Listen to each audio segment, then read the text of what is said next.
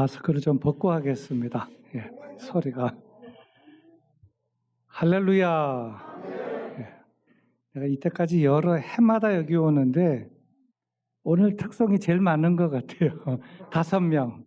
보통 3명, 3번 하는데 오늘 찬양의 은혜가 넘치고 5번째 하신 분 술 좀 자시고 나와서 하신 거예요? 아니죠? 네? 술 자시고 나와서 한 건 아니죠? 술 안 마시고 평소 모습이. 평상시 모습이요. 예. 근데 아까 얘기한 것처럼 혹 술 드셨다 할지라도 뒷자리 와서 예배 드리고 가셔야 돼요. 전에 제가 영락교에 있을 때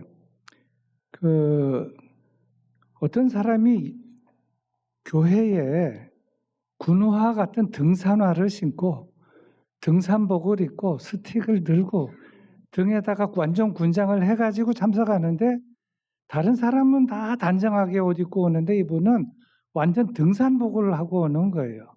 그래서 회의를 했습니다. 저 복장이 과연 예배에 합당한 복장인가 아닌가? 들어오게 해야 되냐 말아야 해야 하나? 어떻게 해야 됩니까? 그래도 들어와야지요. 못 들어오게 하면 그 한 사람의 그 예배와 영혼이 어려움을 겪고 있는 것입니다. 물론 모든 예배는 예배에 합당한 자세와 복장과 마음과 태도를 가지고 나와야 하는 것이지만 때로는 몸이 아픈 가운데서도 나오고 때로는 상한 가운데서도 나오고 어떤 때는 참 부끄러운 얘기지만 하나님 앞에 고주망태가 돼가지고 저 뒤에 나와서 예배를 드릴 수도 있는 겁니다. 나는 그럼에도 불구하고 나왔습니다. 한 번은 이 암으로 사형 선고를 받고 투병 생활을 하다가 이제 더 이상 이제 살 수가 없다. 약으로 치료할 수가 없다 해서 한 여자 집사님이 자다가 내일은 세상을 떠날 것 같다 이런 생각이 들었어요. 그래서 그날 밤에 잠을 한숨도 못 자고 그 다음에 새벽 4시에 집에서 나와가지고 이렇게 기어가지고 교회까지 1.5km를 교회까지 포복으로 이렇게 온 겁니다. 포복으로. 그렇게 완전 기어온 거 여기서부터 여기까지는 옷이 다 해지고 흙투성이에 한 30여 년 전 얘기입니다. 이렇게 왔어요. 이제 그렇게 오니까 이제 사람들이 이분을 들어가게 해야 되냐 말아야 되냐 하는 것 때문에 갈등이 생겼지만 그래 들어가게 했습니다. 이분이 이렇게 기어가지고 이 팔로 기어서 본당 문을 딱 열고 딱 들어가는데 전면에 뭐가 보여요? 십자가가 보이는데 십자가에서 갑자기 무슨 푸른 광선이 쫙 나왔는데 그걸 자신이 그 광선을 받은 거예요. 그리고 그날 새벽기도 끝나고 일어나서 집에 갔는데 그날 이후로 지금 30여 년 동안 암에서 완전히 나아가지고 모든 병원을 돌아다니면서 암 환자에게 나는 이렇게 해서 살았다. 그걸 간증을 하고 있어요. 예. 그러니까 하나님은 저를 찾고 목숨을 걸고 찾고 하나님을 의지하는 자에게 복을 주신다 하는 것입니다. 여기서 좀 가까워요. 영등포 시장역 있는데 영등포 시장 안에 옛날에 120년 전에 한국의 언더우드 선교사님이라고 오셨습니다. 그 언더우드 선교사님은 장로교 선교사예요. 이제 외국에서 이제 남자 선교사님들은 주로 혼자 오거나 결혼해서 왔고 여자 선교사님들은 대체적으로 처녀만 왔습니다. 대체적으로 주로 여자 선교. 그리고 호주에서는 여자 선교사님들이 간호원 위주로 해서 많이 와서 이 한국의 풍습과 풍토병을 이기지 못하고 20대 후반과 30대 초반에 돌아간 분들이 한 80%가 넘어요. 근데 언더우드 선교사님이 25살에 미국에서 나는 신학을 하면서 나는 어려운 나라에 가서 선교를 해야 되겠다 해서 마음에 품은 나라가 인도였어요. 인디아. 그래 기도하고 인도에 가서 선교를 해야지 하고 성경 말씀을 읽고 기도를 열심히 하고 그 인도 말을 공부를 열심히 하고 있는데 그 당시 중국과 한국을 방문하고 미국으로 돌아간 미국의 한 선교사님이 미국을 다니면서 막 선교 보고를 하면서 여러분 인도에는 갈 선교사가 좀 사투리 좀 셌습니다. 쎄버렸습니다. 그런데 중국 옆에 조그만한 나라가 있는데 거기 조선이라는 나라가 있는데 그 나라를 가봤더니 순 담배 골초에 그냥 모이면 술 먹고 담배 피우고 막 엉망인 나라가 있는데 여기에 선교사들이 가야 됩니다. 이런 얘기를 했어요. 그 언더우드 25살 난 이 총각이 나는 인도에 가지 말고 조선에 가야 되겠다 이런 마음을 품었습니다. 그런데 이 언더우드 선교사가 그때 데이트하는 아가씨가 하나 있었어요. 근데 이 아가씨하고 같이 기도하면서 아가씨는 인도 간다 그러니까 그 큰 나라에 언더우드하고 손을 잡고 인도에 가서 선교하려고 했습니다. 그런데 이 언더우드가 갑자기 인도 안 가고 조선에 간다고 하니까 어느 날, 야, 나는 인도 안 가고 조선에 가야 되겠어. 내 마음이 그렇게 움직이냐. 그러니까 이 아가씨가 그럼 너 혼자 가라. 나는 조선에 못 가겠다. 그래가지고 여자한테 차였어요. 그래가지고 그냥 눈물을 머금고 혼자서 배 타고 일본까지 온 겁니다. 언더우드 선교사가 25살에 일본까지 와서 인도에 와서 한국말을 한 3개월 정도 공부를 하고 배우고 있는데 아펜젤러라고 하는 감리교 선교사가 거기는 결혼한 부부로 신부하고 같이 거기 온 거예요. 거기에 와갖고 이수정하고요 한국에 있는 몇 분들한테 한국말을 배우고 그다음에 한국어 성경도 읽고 인사말 전도하는 말 정도 배워가지고 그 다음 해 부활절 날 새벽에 인천 제물포항에 도착을 한 것입니다. 도착을 해서 세문안교회 세우고 여러 27개 교회를 세웠는데 그 중에 한 교회가 영등포 교회입니다. 이제 올해 119년이 됐고요. 이제 내년 3월 달에 120년이 됩니다. 120년. 예. 그런데 가까이 있으면서 늘 우리 임명희 목사님 저하고 이름이 성이 같아요. 우리 임 목사님입니다.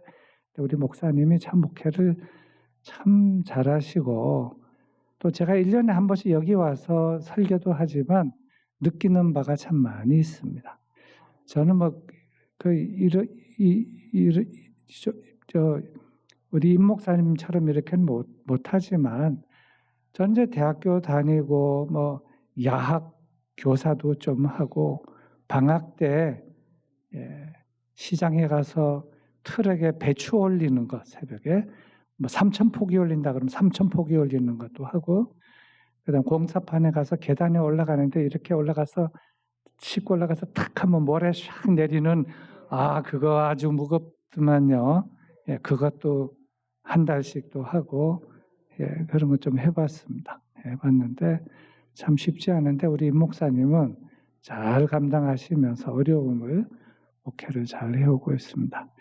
제가 처음에 여기 광야교회 와서 집회할 때는 오늘은 다 찬송가 복음성가 부르는데 그때는 이미자 노래도 처음에 좀 부르고 조용필 노래도 처음에 좀 첫판에 몇 곡 부르고 요즘 말하는 짠짜라잔 하는 것도 좀 하다가 복음성가 부르다가 찬송가도 부르고 그래서 그것도 괜찮구나 그런 거 처음 알았습니다. 근데 이제 광야교회만 가질 수 있는 특별한 일반 교회는 그랬다가는 또 큰일 나죠. 쫓겨납니다. 또 어디서 이런 걸 하나. 그런데 여기는 또 그리고 이제 추석 때 고향에 가지 못해서 고향에 가고 싶지만 여러 가지 사정에 의해서 못 가시는 분들 모여서 예배드리고 또 식사도 하고 그래서 이 참 좋은 일이다. 그래서 저도 여기에 기쁜 마음으로 동참하고 우리 장로님 또 목사님 같이 오셨지만 우리 영등포 교회에서 추석 때 돼지 한 마리 그러면 그냥 가는 겁니다. 돼지 한 마리 오는 거예요. 평상시는 뭐라도 추석 때는 돼지 한 마리를 몰고 옵니다. 제가 이제 여기 말고 저 러시아라고 하는 체첸이라고 하는 옛날에 그 국민학생 초등학생들을 한 군데 모아놓고 그 600여 명 사살해서 죽었던 그 체첸 공화국 거기에 선교하러 한 6년 동안 갈 때는 그때는 돼지가 아니고 소 한 마리를 몰고 갔습니다. 그래서 소 한 마리를 사서 동네 사람들 잔치를 했는데 내년에는 소로 바꾸죠. 그건 좀 기도해 봐야 되겠습니다. 어쨌든 그런데 하여튼 여러분 아까 찬양하는 곡을 보니까 가사도 좋고 진심으로 또 받은 은혜대로 나와서 우리 또 자매님 나와서 율동도 근사하게 잘했고요. 잘했습니다. 박수 한번 합시다. 잘했어요. 진짜 잘했습니다. 그 러시아의 그 유명한 그 단편 소설 가운데 이런 것이 있어요. 어떤 분이 이제 서커스를 하면서 물구나무 서기를 기차게 잘하는 사람이 있는데 신앙이 없다가 신앙이 생겼어요. 근데 제가 제일 잘하는 거는 거꾸로 서서 물구나무 서기 하는 거를 제일 잘하는 거고 뭐 노래도 못하고 뭐 다른 건 못하는데 물구나무 서기만 잘하는 거예요. 근데 이걸 어디서 뭐 교회 가서 자기가 잘하는 걸 보여줄 수가 없잖아요. 물구나무 서기를. 근데 이분이 이러고 있다가 수도원을 들어갔어요. 수도원에 들어갔더니 거긴 남자도 뭐 수도사가 뭐 검은 옷을 길게 입고는 걸음걸이도 이렇게 걷고 뭐 여자들도 그냥 그러고 있으니까 막 숨이 막히는 거예요. 근데 그들은 기도하고 찬양도 아주 근사하게 하고 하는데 자기는 그걸 따라갈 수가 없어요. 나는 어떻게 하나님을 기쁘시게 할까? 아무리 노력해도 안 돼요. 그런데 어느 날부턴가 점심시간이 되면 이 사람이 없어지는 거예요. 점심시간이 되면 사람이 없어져. 점심 먹고 나면은 사람이 나타나고. 그래서 이제 거기 있는 수도사가 되기 전에 수사라고 그래요. 이 수사가 어디로 도망갔나? 아무리 찾아도 없는 거예요. 어느 날 발견을 했어요. 점심시간에 보니까 그 예배당 안에 강단에 올라가서 뭘 하고 있는 거예요. 그래서 사람들이 가서 문을 딱 열어보니까 이분이 거기서 거꾸로 서가지고 물구나무 서기에서 막 제주 넘기를 막 하는 거예요. 땀을 뻘뻘 흘리면서. 그래서 끝난 다음에 물었습니다.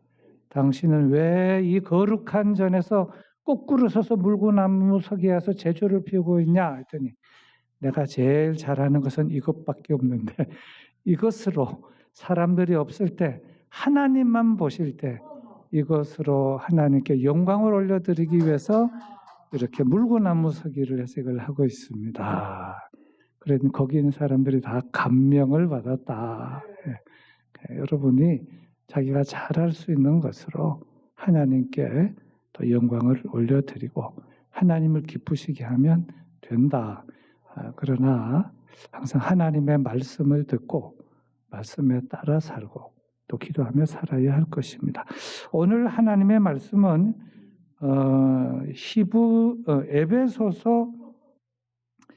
에베소서가 아니고 히브리서입니다. 히브리서 4장 16절 말씀인데요. 제가 읽어보겠습니다.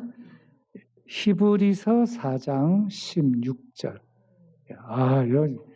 여기 방송실은 진짜 프로가 계신 것 같아요. 딱 얘기하면 성경이 나오고 몇 장 하면 찬송이 나오고 읽습니다. 그러므로 우리는 긍휼하심을 받고 때를 따라 돕는 은혜를 얻기 위하여 은혜의 보좌 앞에 담대히 나아갈 것이니라. 아멘. 은혜의 보좌 앞에 담대히 나아가라. 아까 복음성가 부른 분 가운데 가난해도 비굴하지 않으며 부자가 돼도 교만하지 않으며 참 중요한 것입니다. 전에 이제 제가 목회를 한 40년 정도 목회를 했는데, 우리 임명희 목사님하고 비슷한 것 같지만 제가 좀 형님입니다. 제가 허락받았습니다. 예, 제가 한 4년 정도 형님이에요. 그렇군가, 그죠? 근데 옛날에 목회를 할 때 보니까 어떤 분이 막 계속 갑자기 차가 포니 같은 이런 걸 타더니 좀 갑자기 차가 고치더니 V6라는 걸 이렇게 긴 걸 타고 와갖고는 내릴 때 하고 막 이렇게 목에 기부스를 하고 내리더라고요. 근데 아까 부자가 돼서 교만하지 않으며 하는 것처럼 그래야 되는데, 어느 날 갑자기 돈 좀 벌었다고 목이 잘 안 돌아가는 거예요. 그래서 좀 걱정된다. 목에 너무 힘이 많이 들어갔다. 근데 좀 며칠 지났는데 갑자기 차가 바뀌었어요. 뭐로 바뀐지 아세요? 자전거로 바뀌었어요. 쫄딱 망해가지고. 그래서 승용차가 V6까지 올라갔다가 자전거를 타고 딱 나타났어요. 그래서 이거 V6 어쨌습니까? 했더니 제가 좀 교만했나 봐요. 하나님 치셔서 쫄딱 망했습니다. 그래서 제가 다시 시작할 수 있습니다. 겸손하게 또 열심히 사시고 하나님의 은혜를 간구하십시오. 예, 그렇게 말했던 적이 있습니다. 사람이 살아가는 것은 일생 동안 항상 좋은 일만 있을 수는 없어요. 좋을 때도 있고 어려울 때도 있고, 올라갈 때가 있으면 뭘 조심해요? 내려갈 때를 조심하라. 내려간다. 그럼 너무 슬퍼하지 마세요. 내려가면 언젠가는 해 뜰 날이 오겠지. 또 해 뜰 날도 있고 올라갈 때도 있을 줄로 믿습니다. 근데 이제 그게 저절로 되는 게 아니에요. 자기 힘으로 되는 것이 아닙니다. 이솝이라고 하는 아주 유명한 작가가 있네요. 이솝의 우화에 보면 개미와 비둘기라고 하는 이야기, 아마 여러분 옛날에 다 들었을 거예요. 어느 개미가 흘러가는 냇물에서 물을 마시려고 개미가 이 강가에서 고개를 딱 내밀고 물을 먹으려고 그러는데 물이 흘러가잖아요. 입을 댔는데 그만 쭉 미끄러져서 물에 둥둥둥둥 떠내려가게 됐는데, 개미가 헤엄을 못 치니까 물을 꼴깍꼴깍 마시고 개미가 이제 이야기니까 이제 숨을 제대로 못 쉬어서 죽을까 걱정하고 있는데, 마침 그 근처에 날아가는 비둘기가 이파리를 하나 딱 따가지고 개미 앞에다가 딱 던져줬어요. 그러니까 어떻게 해요? 개미가 나뭇잎 위에 딱 올라가가지고 아이고 살았다, 하마터면 죽을 뻔했다, 내가 수영도 못하는데, 그래가지고 야 비둘기야 고맙다 그러고는 이제 이 나뭇잎을 타고 내려가다가 적당한 데 와가지고 멈춰서 이제 육지로 나온 겁니다. 그리고 이렇게 가는데 갑자기 보니까 어느 사냥꾼이 딱 총을 갖고 겨누고 있는데 비둘기를 겨누고 있는 거예요. 보니까 그 비둘기가 자기를 구해준 비둘기였어요.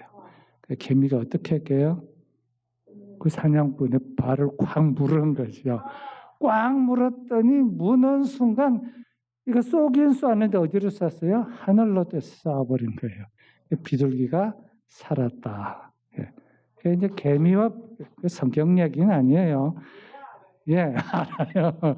박사님. 근데 이렇게 은혜를 입을 수 있고, 은혜를 입은 사람은 은혜를 베풀기도 하고, 여러분은 살아가면서 은혜를 입은 적도 있을 겁니다. 그 은혜를 또 베푼 적도 있을 거예요. 예, 아무리 힘들어도 은혜를 베풀며 살아가십시오. 그러면 그 베푼 은혜가 그대로 돌아오기도 하고 10배, 100배, 1000배가 되어서 그 은혜가 돌아오기도 합니다. 정말입니다. 여러분도 그런 예상치 못한 은혜를 입었던 적이 있을 것입니다. 근데 이렇게 은혜를 입고 산다, 은혜를 받고 산다라고 하는 이 은혜라고 하는 것은 우리가 이 세상을 살아가는 데 있어서 참 중요한 겁니다. 마치 보너스와 같은 거예요. 내가 열심히 계획하고 노력하고 살아가는 것은 그 나의 힘과 나의 노력으로 살아가는 겁니다. 이제 내가 애쓰는 거니까.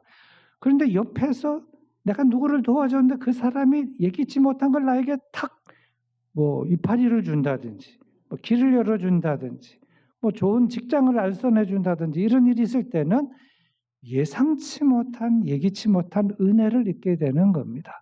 근데 그런 은혜를 많이 입으려면 이미 뿌려놓은 씨가 많이 있어야 된다. 많은 은혜를 베풀어야 한다는 것입니다. 근데 이런 은혜를 누가 제일 많이 주시느냐?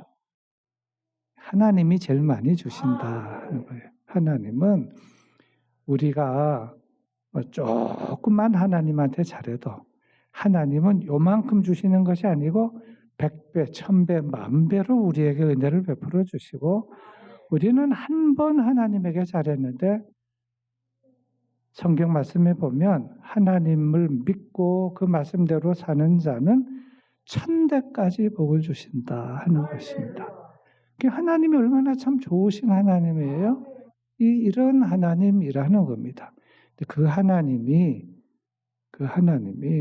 우리를 부르시고 나는 너희의 하나님이 되고 나는 너희의 하나님이 되고 너희는 나의 백성이 되거라. 성경에 있는 말씀이에요. 이스라엘 백성도 그래서 부른 것이고 오늘날 여러분과 저를 그렇게 해서 부른 것입니다. 물론 뭐 은혜도 주고 복도 주려고 하는 것이지만 그것이 최종 목적이 아니고 하나님의 마음은 딴 데 있어요. 나는 너의 하나님이 되기를 원하고 너희의 하나님이 되기를 원한다. 너희는 나의 백성이 되기를 원한다.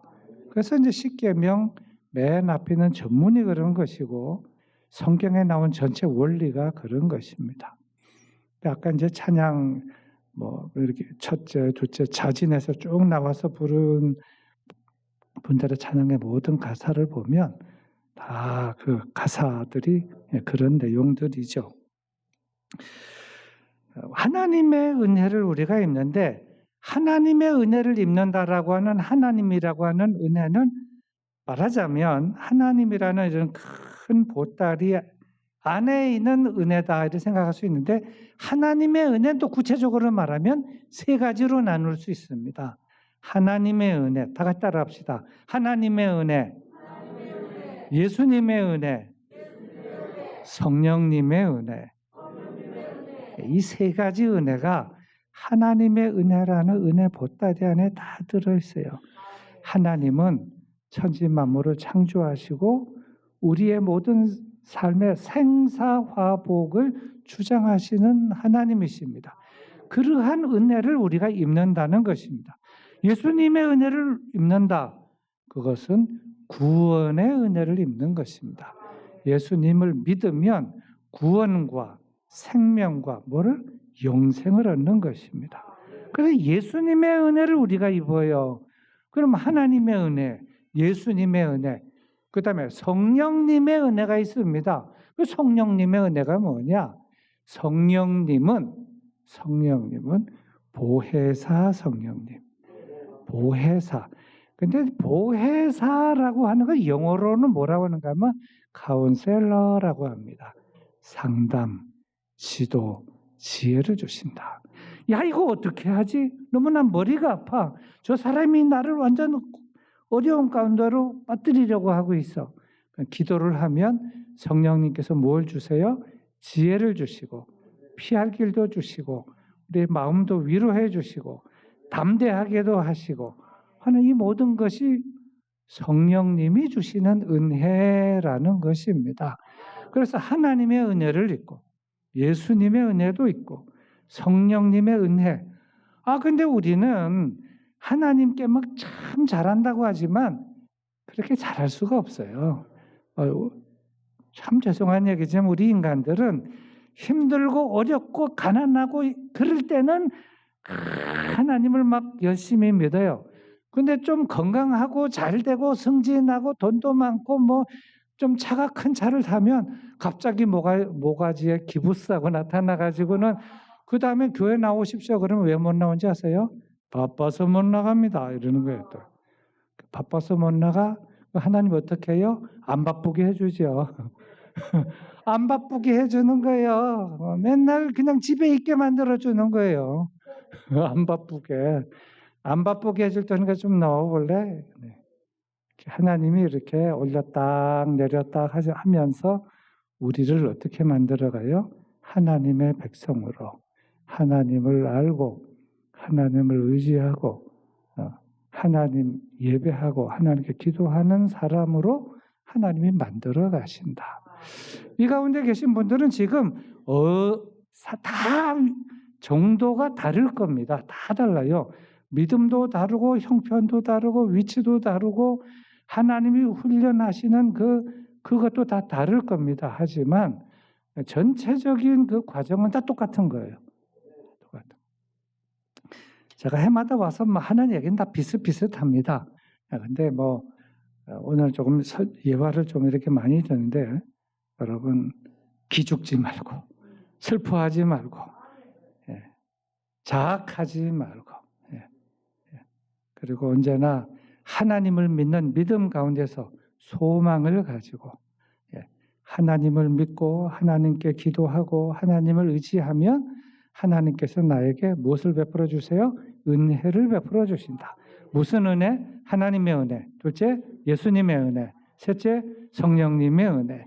그리고 또 하나님께서 사람들을 동원해서 예기치 못한 은혜.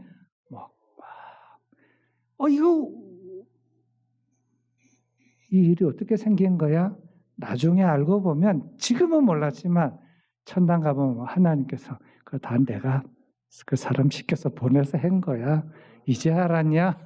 그렇게 되는 것이 있을 수 있는 거죠. 오늘 아까 말씀 보면 그러므로 우리는 긍휼하심을 받고 때를 따라 돕는 은혜를 얻기 위하여 은혜의 보좌 앞에 담대히 나갈 것이니라. 어디서나 기도해도 됩니다. 어디서나 예배를 해도 돼요. 아무 데서나 밥 먹어도 됩니다. 길거리 나 요즘 보니까 말이지 옛날하고 많이 달라졌어. 좀 미안하지만 길거리 다니면서 화장하는 사람도 있고요. 나 아직 이해가 안 돼. 화장 집에서 하고 나와야죠. 아무 데서나 할 수 있죠. 하지만 여러분 길거리 걸어가면서 밥도 먹고 국도 먹고 반찬도 고추장도 먹고 가는 사람 있다고 해봅시다. 이상하지 않습니까? 먹을 수는 있지만 그 자리가 아닌 것 같다. 예배나 기도나 우리는 어느 자리, 어느 시간, 어디서든지 할 수 있지만 예배 드리는 가장 합당한 장소가 있는데 그곳이 어디예요? 여기, 바로 여기, 이 장소. 이곳에 나와서 찬송 부르고 기도하고 예배 드리고 말씀을 듣기에 가장 합당한 장소인 줄로 믿습니다. 그리고 이 광야교회는 하나님께서 누구를 세워주셨느냐?